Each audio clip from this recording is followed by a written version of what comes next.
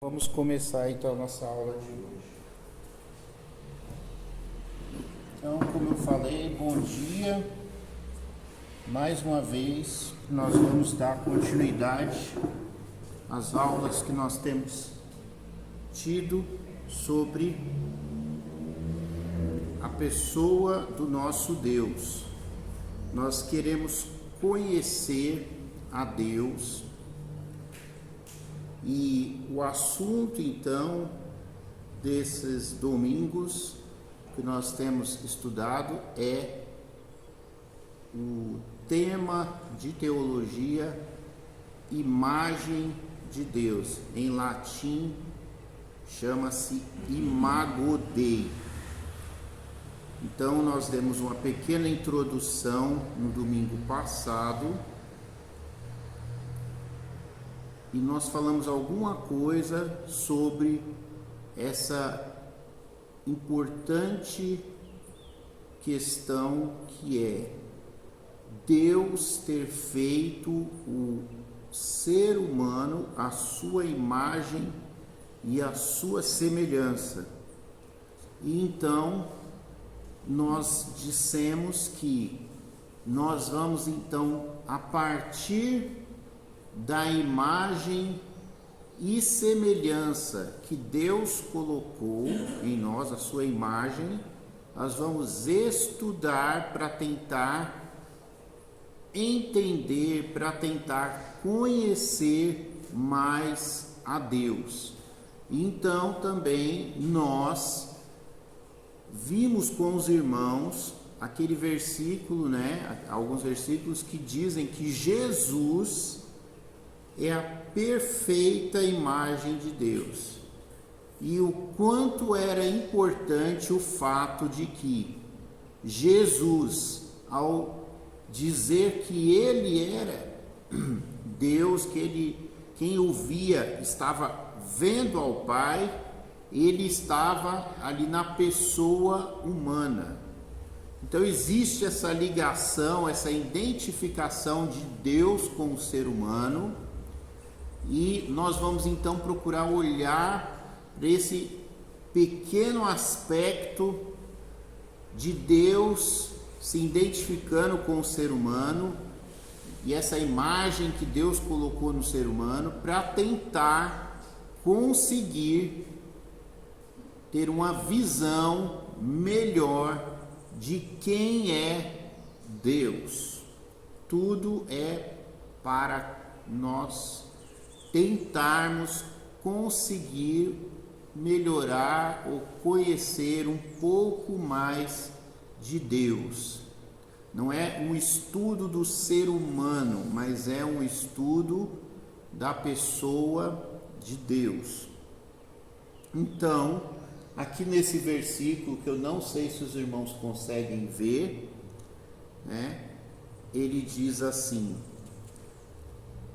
com a língua, porque no texto não está dizendo a língua, mas nos versículos anteriores está.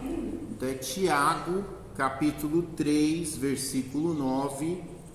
Com a língua bendizemos a Deus e Pai, e com ela amaldiçoamos os homens feitos à semelhança de Deus.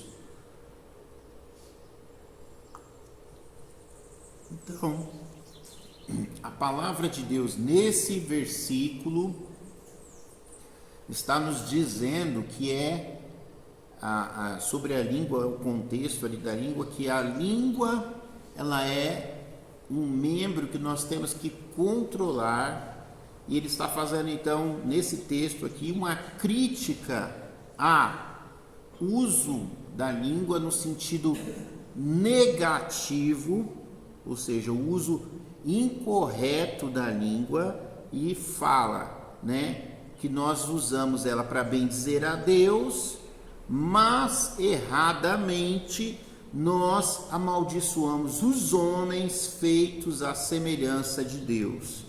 Então, eu já falei em algumas mensagens, em algumas conversas, em algumas aulas, que Deus existe uma razão para Deus dar a sua lei, e a sua lei se resume em 2 mandamentos: amar a Deus sobre todas as coisas e amar ao próximo. Por que que Deus se preocupa com que nós amemos uns aos outros, né? Jesus ensinou isso, né?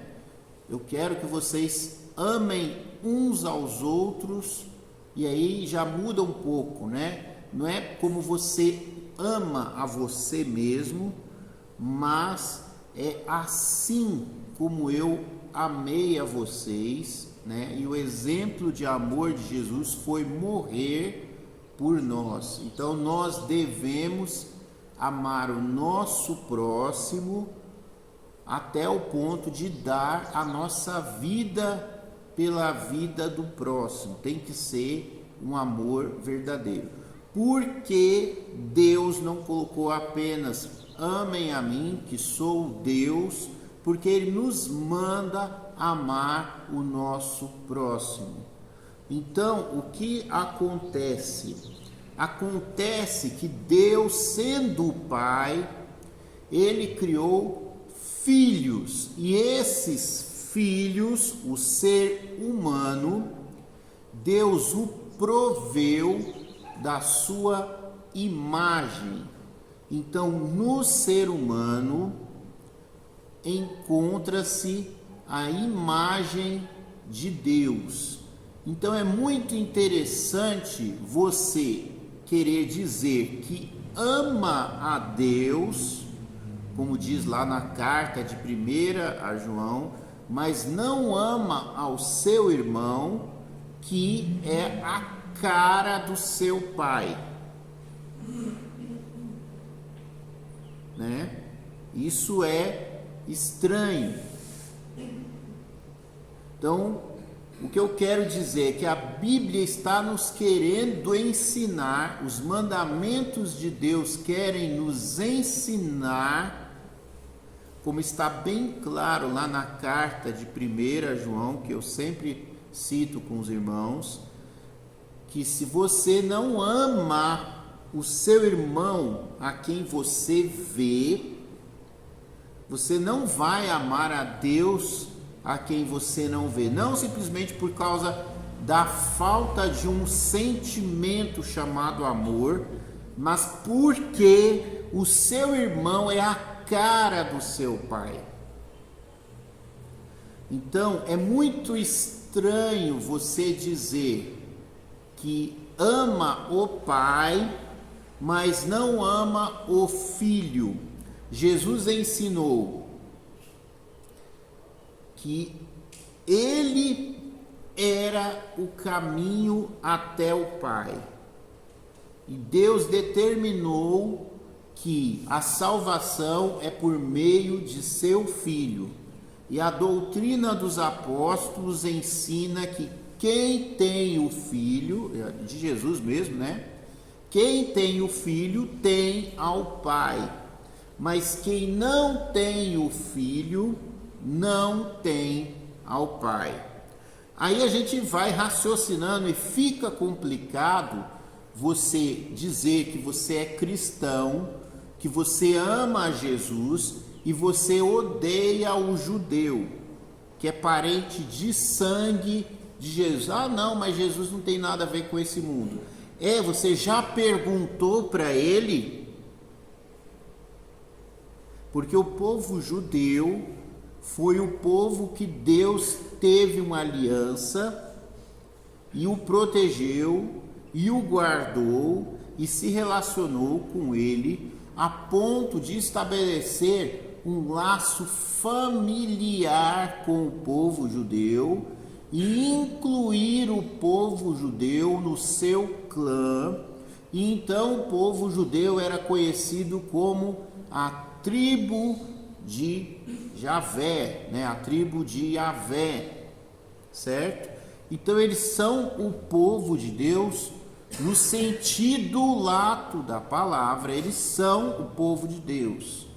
E aí, então, nós, né, vemos pessoas que se dizem cristãos, igual o Hitler, né, e mata ou persegue os irmãos de sangue de Jesus. Humanamente falando, já tem uma falta de lógica nisso daí, né? Aí vocês vão ver, não, mas Deus chamou a igreja, Deus abandonou Israel. Aí é só a gente lembrar que isso não pode ser verdade, porque há 72 anos, ou 73, eu não sei a data exata agora, Deus de novo reuniu o seu povo, como ele fez de todas as outras vezes que eles foram espalhados pelo mundo, e os colocou de volta na sua terra, e de novo eles são uma das nações mais abençoadas do mundo, estranhamente abençoadas, sobrenaturalmente abençoados, né? Vocês podem ver, por exemplo, ali aquele caso ali, não que realmente seja efetivo esse negócio da vacina, mas eles foram um dos primeiros a vacinar todo mundo, né? Então eles têm muita tecnologia, muita ciência, um dos melhores exércitos, né? Eles são muito abençoados. Apesar de que esse povo que está lá em Israel hoje está bem distante daquele povo de Israel da época de Jesus, no sentido religioso. Muitos deles ali, eles são pessoas que vivem uma vida secular, como qualquer católico não praticante. Dizem-se judeus, mas não guardam as leis de Deus, né? Mas mesmo assim, nós podemos ver com os nossos próprios olhos, tocar com as nossas próprias mãos, ouvir com os nossos próprios ouvidos e constatar que eles são abençoados por Deus, mesmo estando distantes, em sua maior parte, do Deus que está escrito na Bíblia. Bom, mas isso foi apenas um argumento humano, um argumento racional, né? Outra coisa muito importante, por exemplo, é a tal da cristofobia. É bem interessante esse raciocínio que você perseguir uma pessoa porque ela é cristão, a tal da cristofobia, na verdade, é uma forma de antissemitismo, porque você odeia o cristão por causa do cristianismo, por causa de nós seguirmos o Messias judeu, que é judeu. Logo, isso é um antissemitismo, porque a raiva toda é contra Jesus, né? É uma perseguição antissemita, né? Bom, mas isso são só argumentos humanos. Nós estamos olhando as coisas do ponto de vista humano. Voltando para o ponto de vista que a Bíblia ensina, seguindo nos versículos, nós temos aqui em 1 Coríntios, capítulo 11, versículo 7, num contexto ali de liderança familiar, de que Deus reservou o sacerdócio lá do lar, como tem algumas igrejas que falam, para o marido, que o marido é o sacerdote do lar, que ele é o cabeça da mulher, etc. Então, eu não vou entrar nessa questão, se isso aí é o certo, se não é o certo, isso aí agora eu não vou entrar nessa questão. Talvez o pastor fale para vocês algum dia. Isso aí a gente não chega assim, falando assim, né?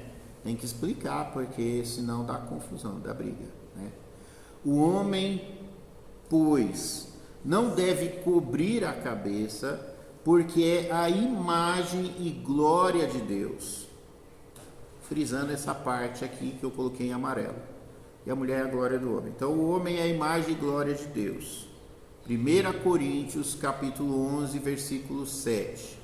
2 Coríntios capítulo 4, versículo 4, nos quais os não crentes, os descrentes, também chamados de infiéis, né?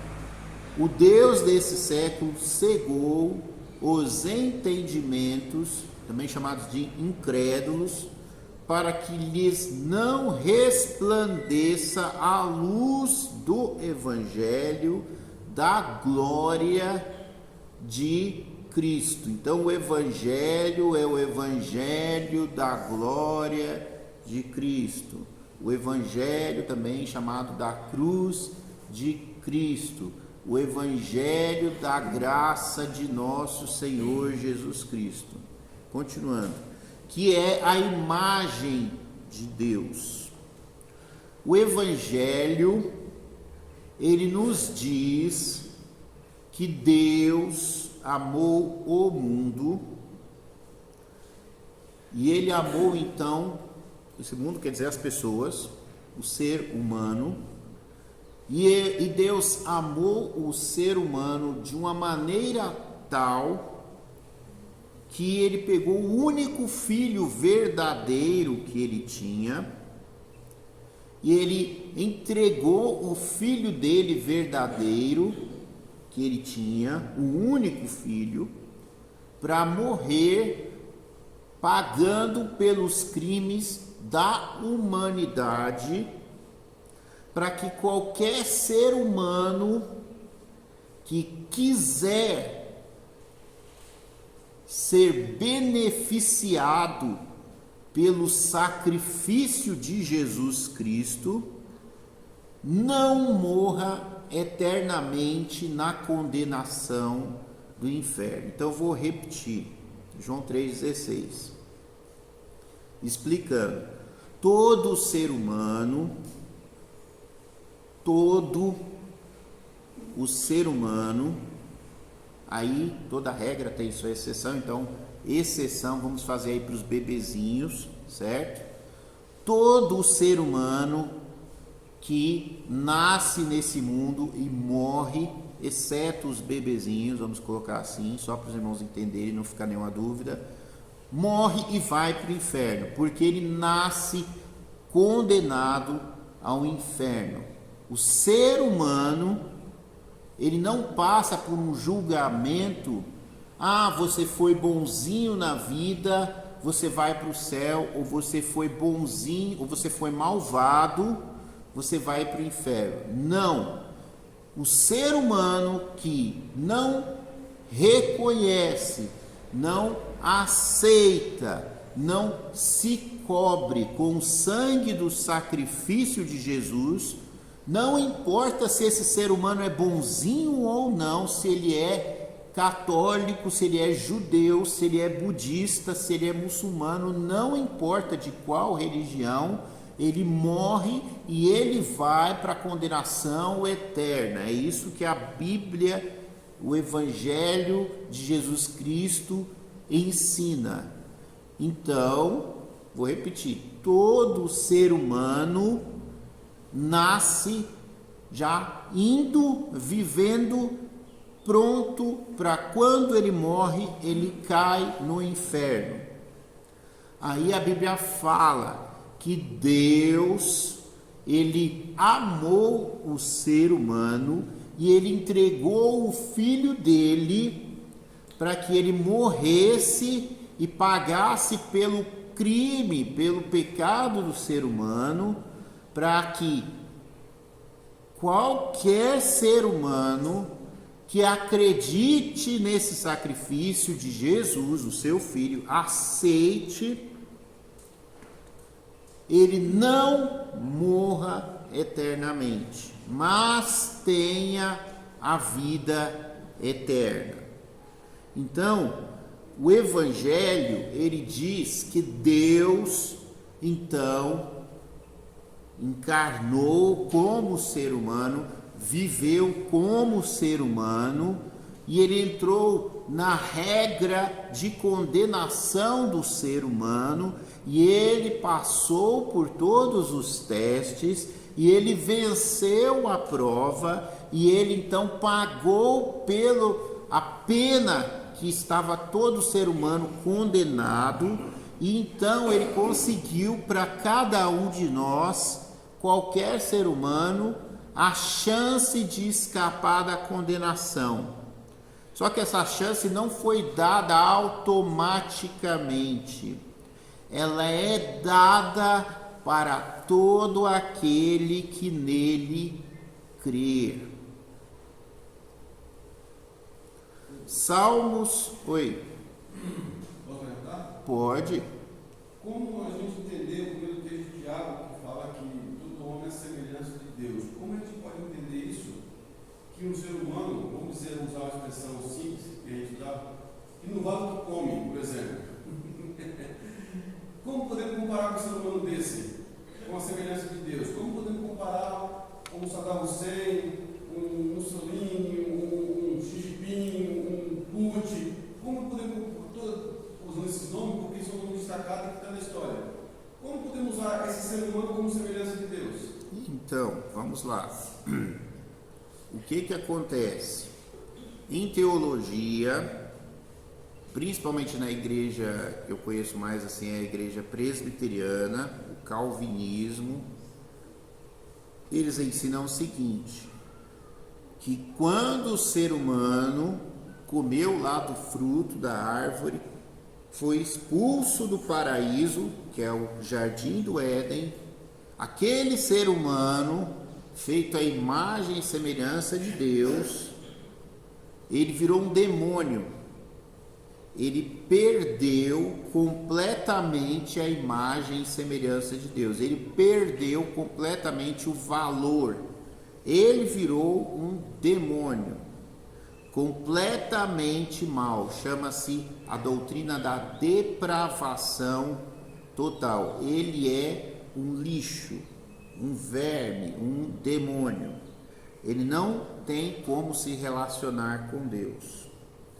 Porém, o que eu estou mostrando para os irmãos nesses versículos é que a Bíblia nos manda que nós devemos amar o nosso semelhante, porque ele foi feito à imagem de Deus.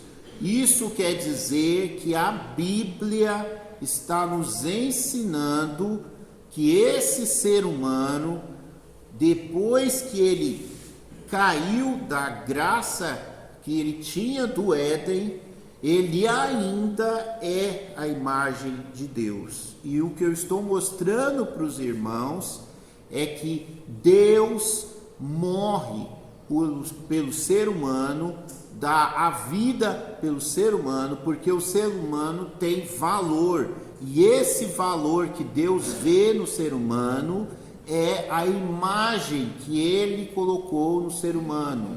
Então você vê ali, então, por exemplo, não esses exemplos, mas uma pessoa boa ou uma criança, né? E você fala, então, eu preciso proteger, porque essa pessoa vale a pena.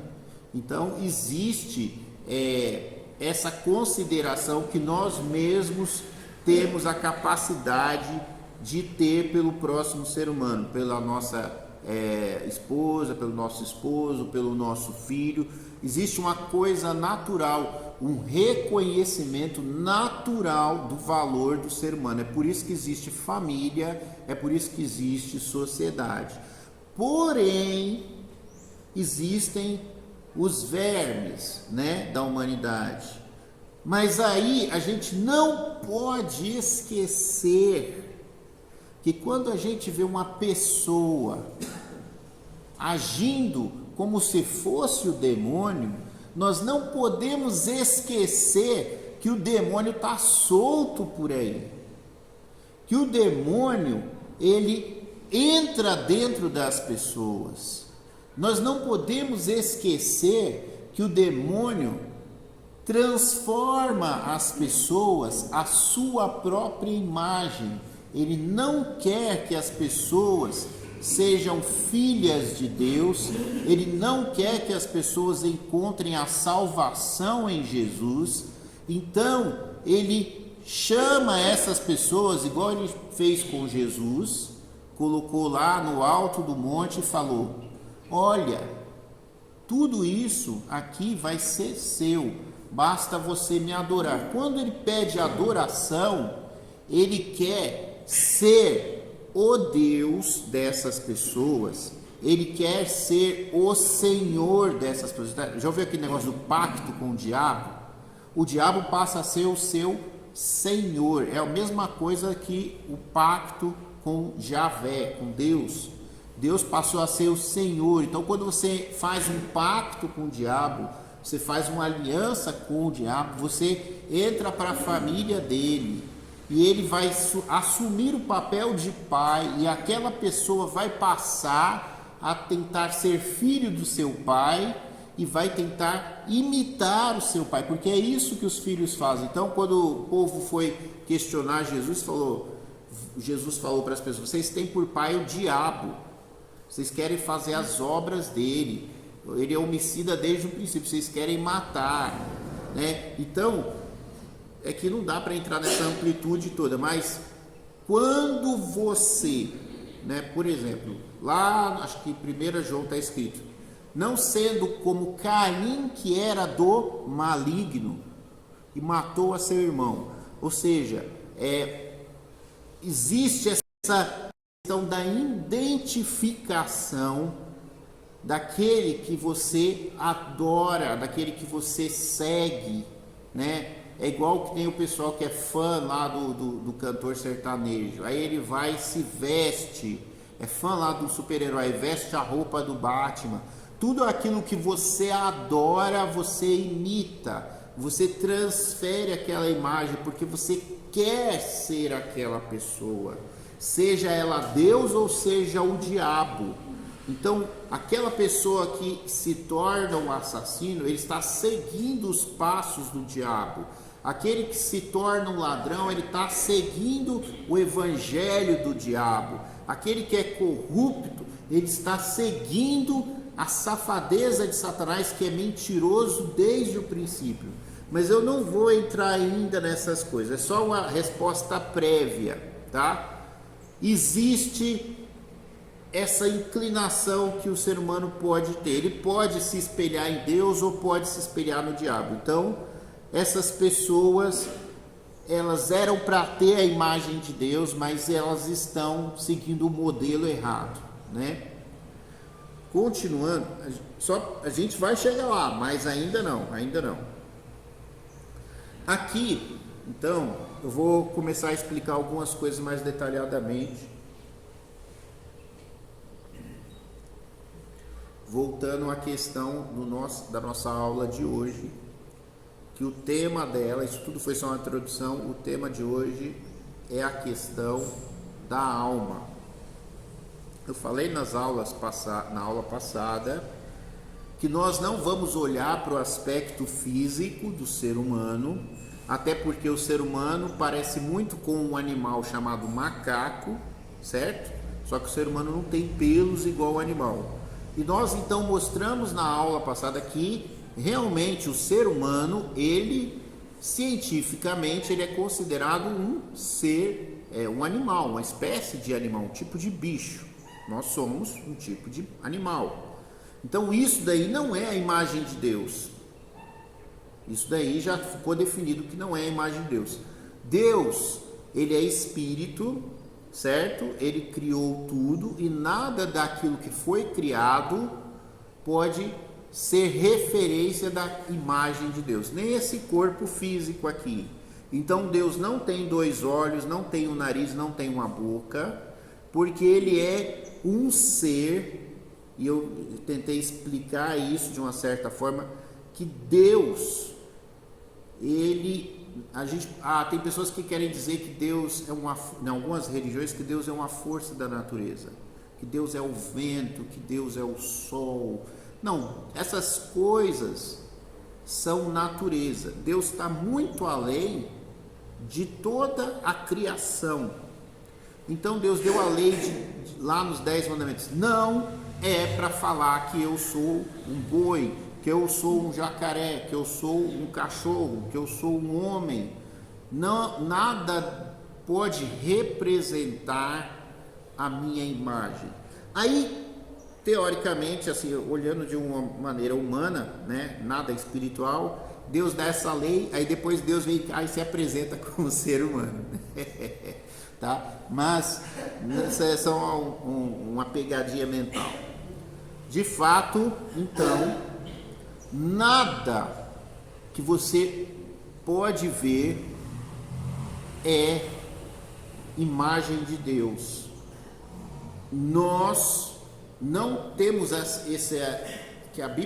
ideia, esse conceito que a Bíblia dá de imagem de Deus por causa dos nossos dedos, do nosso cabelo, da nossa cor da pele. Nada disso é o que a Bíblia diz que é a imagem de Deus quando ela fala que Deus colocou no ser humano a sua imagem.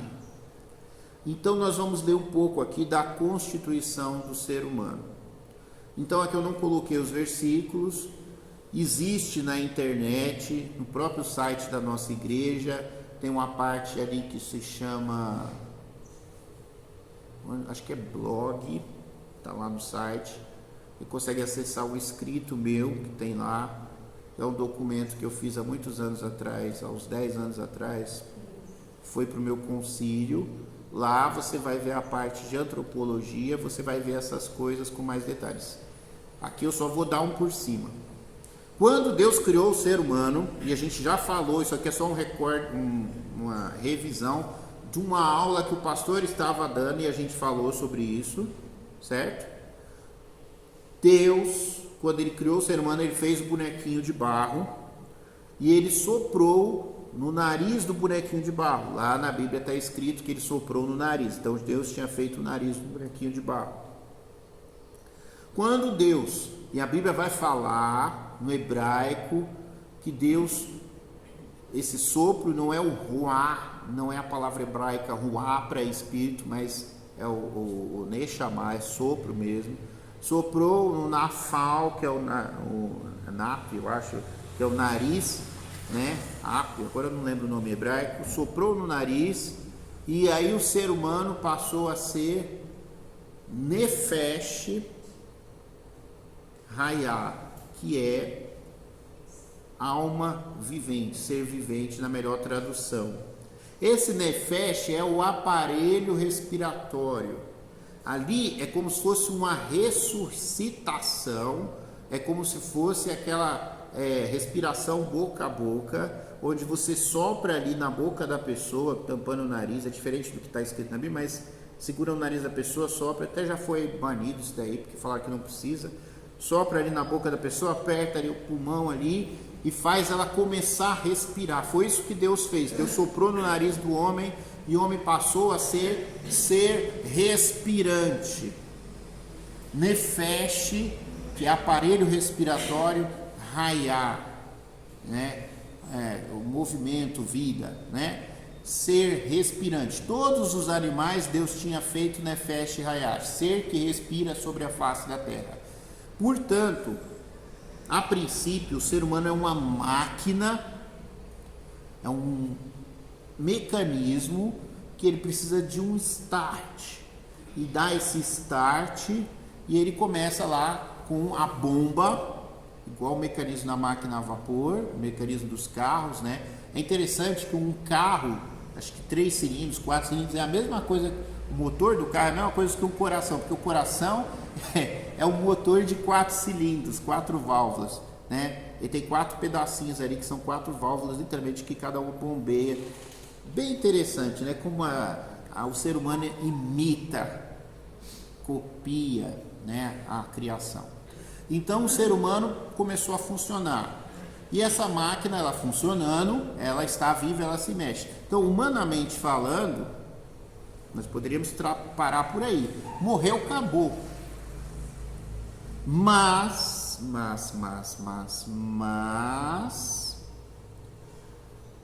nós temos uma parte que a Bíblia ensina que quando a pessoa morre, essa parte continua do outro lado. Mas eu quero entrar nos detalhezinhos da questão do que é ser o ser vivente. Deixa eu ver só as horas aqui.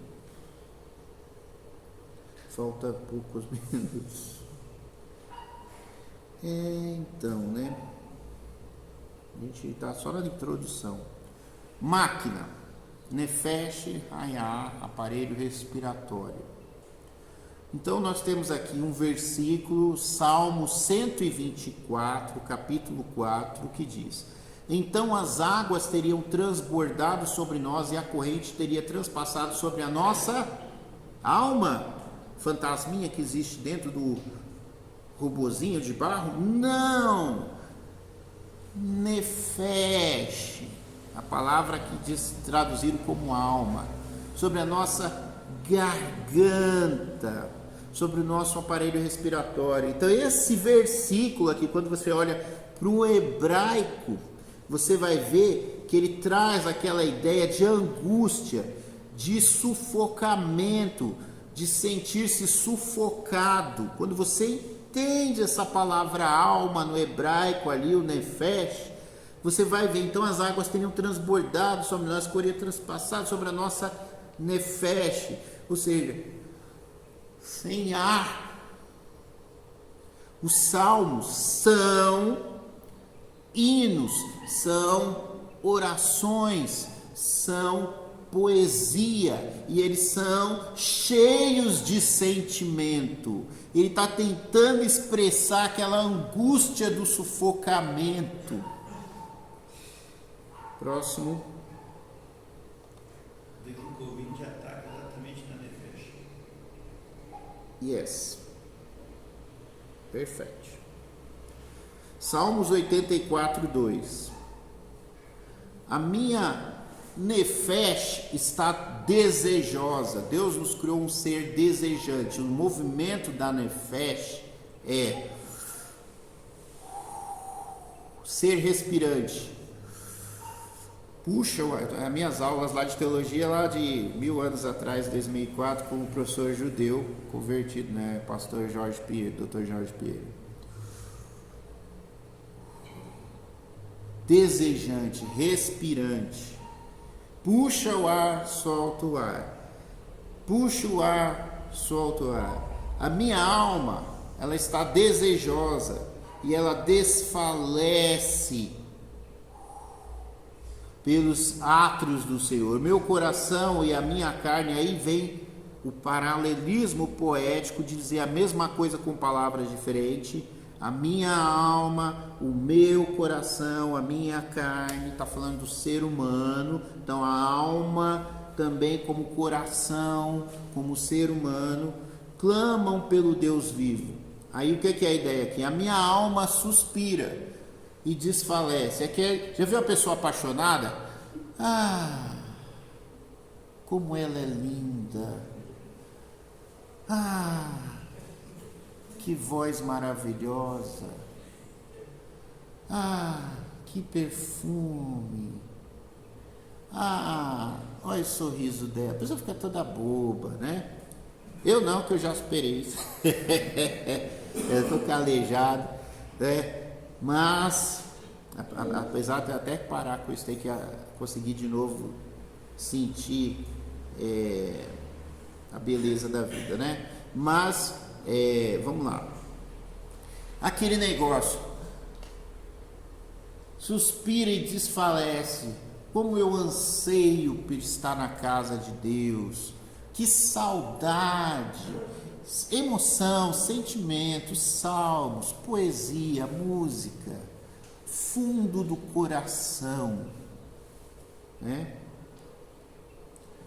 Atos, capítulo 4, 32. E era o coração e a alma da multidão dos que criam. E era um, né? E era um o coração, duas palavras para dizer a mesma coisa, e a alma da multidão dos que criam E ninguém dizia que coisa alguma do que possuía era sua própria, mas todas as coisas lhes eram comuns. É uma expressão que vai ter uns outros textos que eu vou mostrar, um vínculo de alma naquele relacionamento íntimo que a pessoa se identifica, olha de novo a ideia de identificar com a outra e cria aquela amizade, aquele amor um pelo outro, aquele laço de alma, e a gente vai abordar isso em algum momento, aquela aliança, aquela ligação entre o íntimo da pessoa, não é a carne, é muito maior. Tem pessoas que a nossa mente, ela trabalha na mesma frequência, existe uma sintonia que você conversa e vocês sabem, vocês pensam a mesma coisa e cria aquela amizade, aquela coisa, porque os dois trabalham ali na mesma sintonia, na mesma frequência, tá? É algo maior do que essa coisa de carne, a gente está falando de íntimo. Então, essas descrições da alma, e vai descrever em várias partes da Bíblia, que a alma do ser humano, ela murcha, ela entristece, ela fica sedenta, dá expressões que eu coloquei lá no texto, junto do vídeo da aula passada, tem lá explicando das expressões linguísticas, né? Para a gente conseguir expressar certas características, né? Então, existe tudo isso para expressar a respeito da alma, e eu quero mostrar essas ligações com o físico, né? É isso que eu queria mostrar. Deixa eu ver aqui. Alma com sangue. Salmos 94, 21. Eles se juntam contra a alma do justo e condenam o sangue inocente. Provérbios 16, 24. As palavras suaves são favos de mel, doces para a alma e saúde para os ossos. A alma, feche, ossos, né? Na sua mão está a alma de tudo quanto vive, né? Então, o paralelismo aqui, alma com e o espírito de toda a carne humana, alma e espírito e tudo quanto vive com toda a carne humana, tá? Tá dizendo uma coisa só que ele fala de duas formas diferentes. Então, na mão de Deus, está falando de Deus, está a alma de tudo quanto vive e o espírito de toda a carne humana. Então, alma e espírito, nesse versículo aqui, está colocando como sinônimos.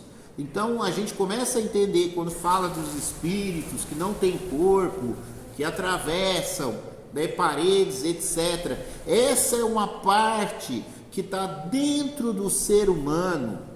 Então, eu mostrei aqui o aspecto ligado com o corpo, com o robô, mas aí a gente vai vendo que tem algo mais, que depois que a pessoa morre, esse algo mais deixa a pessoa. Daí que veio aquela convicção de que aquela respiração de Deus, apesar de estar escrito no original, aquela respiração, a palavra Neshama, que na verdade aquilo dali também é ruach, é espírito. Então o espírito entrou dentro do ser humano. Então quando Deus criou o ser humano, ele colocou no ser humano o espírito. E o ser humano então ele é composto de duas coisas: elemento material, barro, e elemento espiritual, o sopro de Deus, a vida que Deus deu.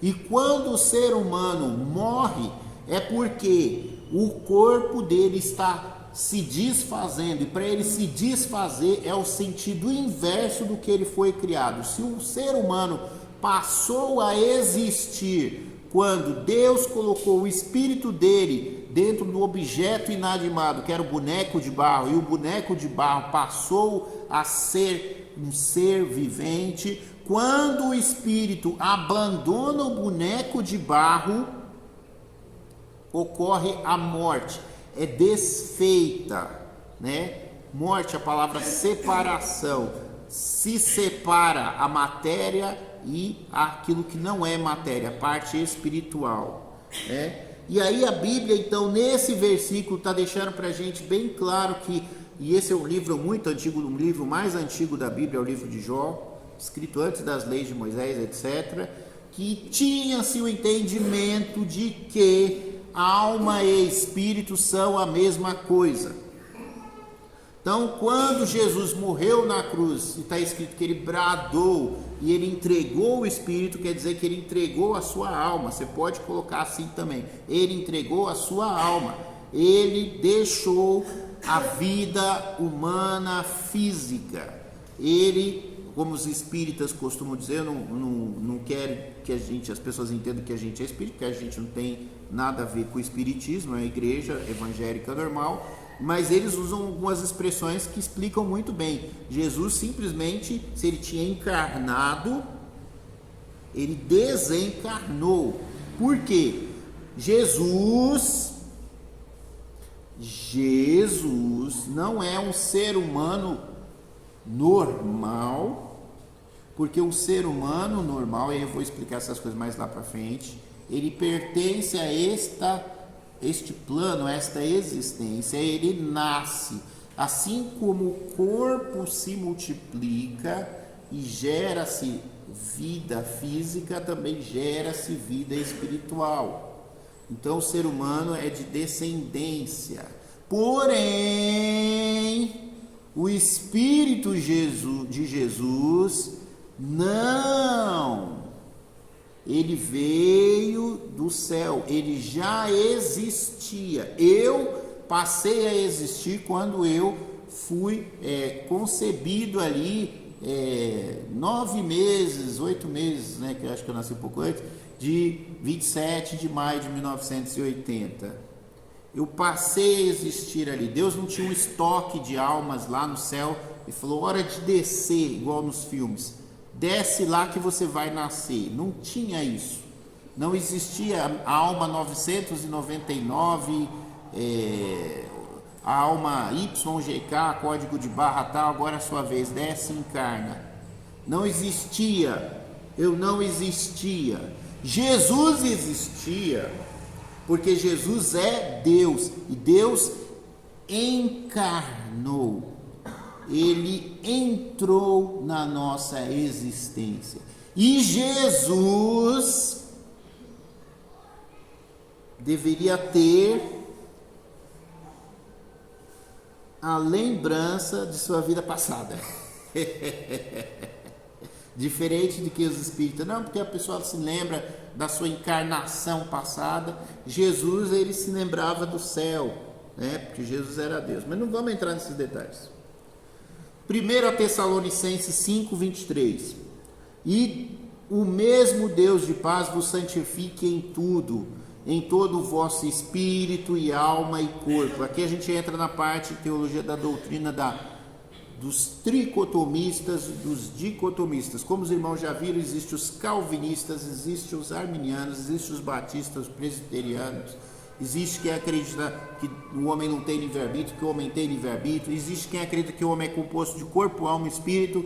Existe quem acredita que o homem é composto de espírito e corpo, ou alma e corpo. Existe aquele que acredita que o homem não é composto de nada, que o homem é uma coisa só, morreu, acabou.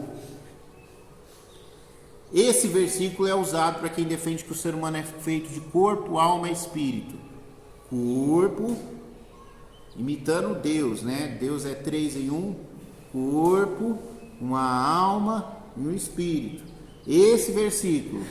Então Deus vos santifique em tudo, em todo o vosso espírito, alma e corpo, e sejam plenamente conservados. Como eu já expliquei, do pensamento hebraico dos judeus, eles fazem isso de falar desta forma, e também desta forma, e também desta forma, mas sempre falando a mesma coisa. Os céus manifestam a glória de Deus, e o firmamento anuncia as obras da sua mão. Firmamento é uma outra palavra para céus, então ele está falando uma mesma coisa. Então aqui é tudo uma mesma coisa. Próximo, Hebreus 4:12. Porque a palavra de Deus é viva, eficaz e mais penetrante do que a espada, do que qualquer espada, a espada alguma de 2 gumes, e penetra até a divisão da alma e do espírito. Uma coisa só que tem dentro do ser humano, mas a palavra de Deus consegue A palavra de Deus, não é você, a palavra de Deus consegue fazer a distinção das juntas e medulas. Seu corpo tem junta e tem medula, né? Medula é aquela borrachinha lá. É uma borrachinha, que Deus criou uma borrachinha de verdade, né? Mas é ali biologicamente, mas se comparar com a máquina, é uma borrachinha, porque você já falei que você é uma máquina, você é um robô, então funciona daquele jeito, é uma borrachinha, né? Juntas e medulas, e é apta para discernir os pensamentos e as intenções, pensamentos e intenções do coração. Coração, uma coisa só, pensamentos e intenções. Lembrando que para aquele mundo daquela época não existia esse negócio de cérebro, então eles usavam a palavra coração. Só que se fosse nos dias de hoje, eles teriam usado a palavra cérebro, porque pensamento não está dentro do coração, está dentro da cabeça, do cérebro, tá? Então já estão me pedindo para parar por aqui, que eu já estourei de novo o tempo. Tá muito interessante, vamos continuar na semana que vem. Aqui nós estamos no slide 11 de 34, né? Então tem muita coisa para a gente ver. Só mais um. Porque assim como o espírito, assim como o corpo sem o espírito está morto, assim também a fé sem obras é morta. Então ele compara a vida com a questão da vida espiritual, ou seja, do caminhar espiritual, né? Do dia a dia espiritual. Assim como o corpo sem o espírito está morto, assim também. Então o que é a imagem de Deus? Olha, ao que tudo indica, é uma coisa que tem dentro desse bonequinho de barro que é você. Tudo indica que você não é esse bonequinho de barro. E essa alma, esse espírito que Deus colocou, é muito importante. Ele tem a imagem de Deus. E ele é como um espelho. Ele pode se espelhar em Deus, ele pode se espelhar no diabo. Que nós estejamos, então, nos espelhando em Deus e refletindo a Deus. E não imitando e refletindo o mal. Amém? Então, vamos passar para a irmã para ela dar o encerramento. Então, e por enquanto é isso.